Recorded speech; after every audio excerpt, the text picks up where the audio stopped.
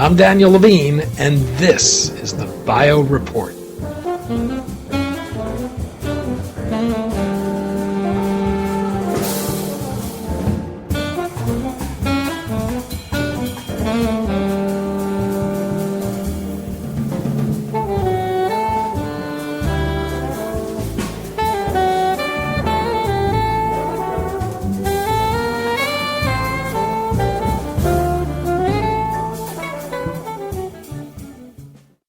To improve the long-term value of biopharmaceutical companies, management should learn to think more like activist investors, according to a new report from EY.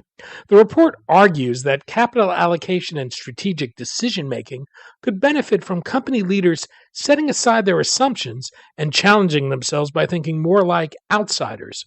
We spoke to Jeff Greene, Global Life Sciences Transaction Advisory Services Leader for EY, about the report, what industry executives could learn from activists, and whether shareholder activists indeed have a track record worth emulating.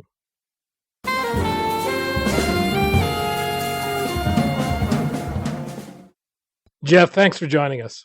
Danny, thanks very much for having me. EY just issued a report on capital allocation strategies in the life sciences, an interesting topic given the way this industry in recent years has wrestled with the concept of value in its various forms. Your argument here is that management needs to think more like shareholder activists to bring more rigor to capital allocation strategies. Perhaps, though, we should start with shareholder activists. What would you say their impact has been on the life sciences, and how good a track record do they have at unlocking value? Well, it's a great question, Danny. I think that we've seen a growing influence from activist shareholders across industries, including in our industry over the last few years. I think their track record has been generally pretty good of late. I think part of what's been driving their influence has been the results they've achieved at certain companies. They've attracted more money to their funds, directly into their funds, but also to the extent that they've been able to make a compelling case for their proposed changes at companies, they've been able to bring, in some cases, larger, traditionally more passive institutional investors along. And even if it comes to a shareholder vote, they are getting some support in certain cases. So I think it's been an increase in decent, good to decent results. Attracting and with their arguments, the institutional shareholders. And then we've also seen companies, realizing the validity of the activist arguments in some cases, not fighting, but in fact accommodating and compromising in terms of board representation, and even management actions have been taken on the basis of initial approach and initial suggestions from the activists. How big an opportunity do activists have today to exploit gaps between the intrinsic value of a company and the market value? Does the run-up in the sector increase those opportunities? Do they stay relative to the market because it's always going to be the bottom X percent that have that opportunity? Yeah, I think in general the increase in stock prices across the board has reduced the percentage of the delta, if you will, between intrinsic value and market value, but there still are some opportunities that haven't been fully exploited. You think about some of the larger biopharma companies that still have work to do around rationalizing their cost structure. We could see activists, kind of intervene there and suggest that the cost reduction programs could happen faster. I think that the other thing that's been a bit of a deterrent on more activism here has been the R&D results. Not in every case, but in many cases there's been better R&D productivity of late, and that success has also narrowed the gap between intrinsic value and market value. But if we start to see some misses, some trials that don't go as well as people are expecting, then I think that there will be, as that gap increases between intrinsic value and market value, we'll probably see some more activity going forward. And have you seen any change in the behavior of activist investors? Are they focused on opportunities for different underlying reasons, or are they looking at bigger targets today? Are companies vulnerable today that may not have been several years ago? Yeah, I think all of the above. I think we've seen a shift and our paper addresses this as well, from focusing on smaller companies where the issue's been around governance or including executive comp, and or driving a sale to a third party of the whole company. In the recent few years, we've seen an increase in the size of targets, and we present some data in the paper that activists have been going after, and they've been for different reasons I mentioned a few minutes ago. Operational performance, so improving the cost structure, which is clearly an issue for some companies. There's also been more focus on, in particular, on R&D spend and R&D funding allocations.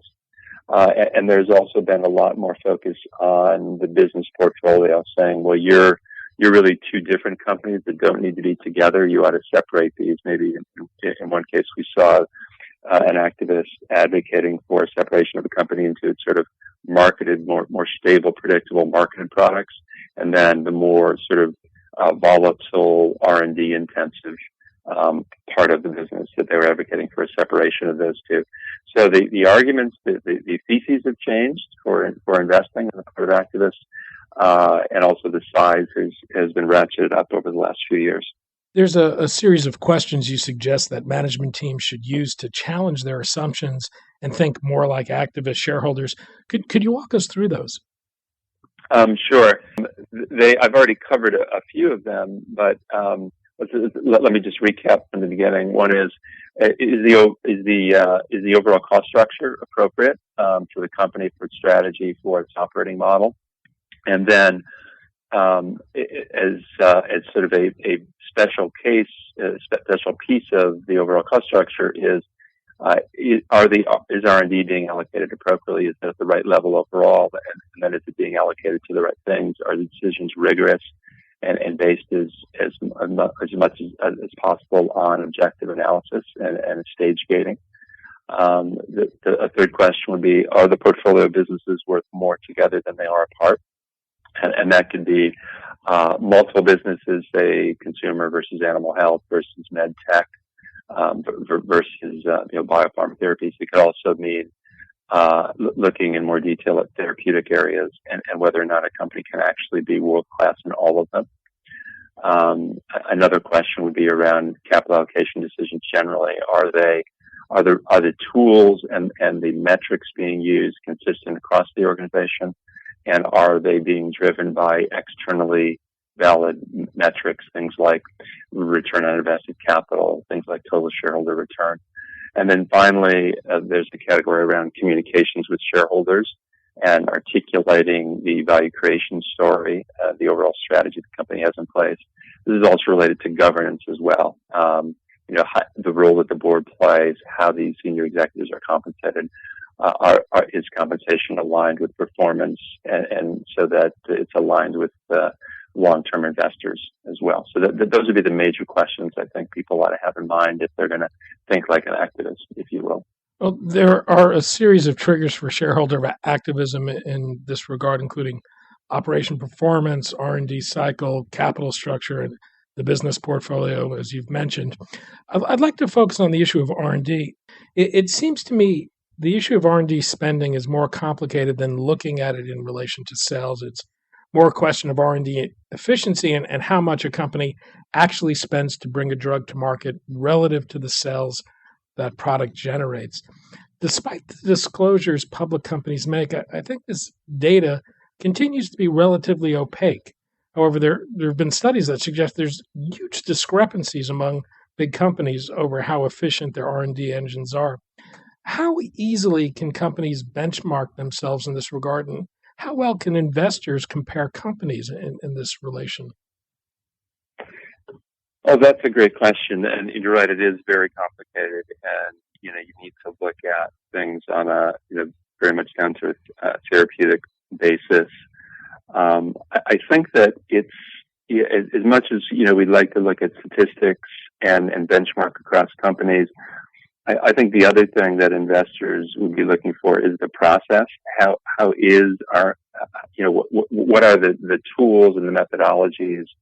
What's the, people within the organization, how are roles allocated and how are those decisions made to fund certain R&D projects. I think we see a whole spectrum in our work between sort of very subjective betting on the science, and that's about it, all the way to people who go to the other end of the spectrum in terms of overly quantifying and maybe even in setting executive comp on the basis of the expected net present value of the pipeline. I mean, that sounds great in theory, but given all the uncertainty with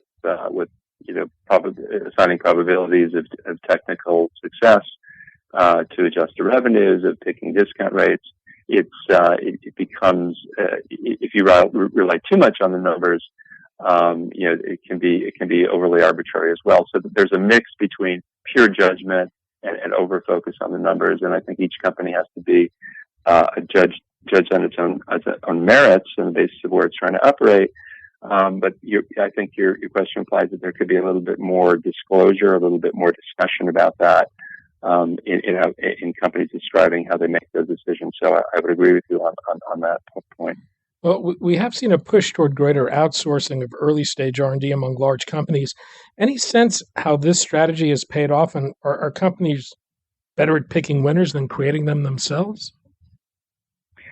I don't think I have definitive data on that, but I think there's growing realization that a good mix between internal early discovery and a healthy mix of externalization seems to be working. It keeps people more focused on judging their internal projects in a more objective way because they have some external benchmarks to compare them to. Well, as we see more companies pursuing an outsourced strategies, values change with the competition for assets. Any sign this is distorting values? That's a very good question. So I'm not sure I could say distorting value, but certainly we've seen prices across the board, larger companies, smaller companies, desirable targets, desirable assets have been ratcheting up for quite a while now, with no apparent end in sight. And this is a function of many different things. I'm sure you're aware that the science seems to be much better if we're thinking about the one marketplace, which is the biotech IPO marketplace. The science seems to be better than it was the last time around in the 1999-2009 time period. Investors, even generalists, seem to be a little bit more deliberate in their evaluation of companies. And so, it's harder to see that there's maybe as big a bubble as there was before. There certainly are elevated prices, but there are some secular trends driving this, as well. In terms of, we think that the companies that are doing the acquiring are being a bit more strategic and looking for assets in their sweet spot. There's been more focus by therapeutic area in the past few years too, so that bodes a little bit better for more rational deal making. But there's no question that prices have gotten very high, and the stakes have risen in terms of being able to generate an adequate return from some of these acquisitions that are being done these days. You talk about companies benefiting from looking at virtual carve-outs and the need for companies to consider whether the parts are greater than the whole. In practice, it seems we've seen more of these. How have they worked out for companies, and do you see this as a trend going forward? You're asking specifically about some of the divestitures that have been done over the last few years? Yeah, it's worked out quite well, and I think in the vast majority of cases, investors have rewarded people who focus their portfolios more. We talk in the paper about what's so-called, exchange of assets between Novartis and GSK. We're both decreased the number of businesses in which they're operating, but in the ones they stayed in, they sort of doubled down, if you will. So we've seen quite a bit of that over the last few years of companies focusing more and more. There's certainly exceptions to that. There's still some more diversified companies out there, but the trend is definitely toward more focus for a whole variety of reasons. But to go to your initial question, I think investors have rewarded those kinds of moves quite well over the last several years. Jeff Greene, Global Life Sciences Transaction Advisory Service Leader for EY. Jeff, thanks so much for your time. Thank you. Take care.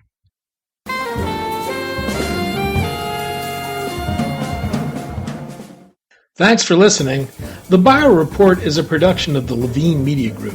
To automatically download this podcast each week, subscribe to our RSS feed or through iTunes or other podcast manager. To join our mailing list, go to levinemediagroup.com. We'd love to hear from you. If you want to drop us a line or are interested in sponsoring this podcast, send email to danny@levinemediagroup.com. Special thanks to Jonah Levine, who composed our theme music, and the Jonah Levine Collective, which performs it.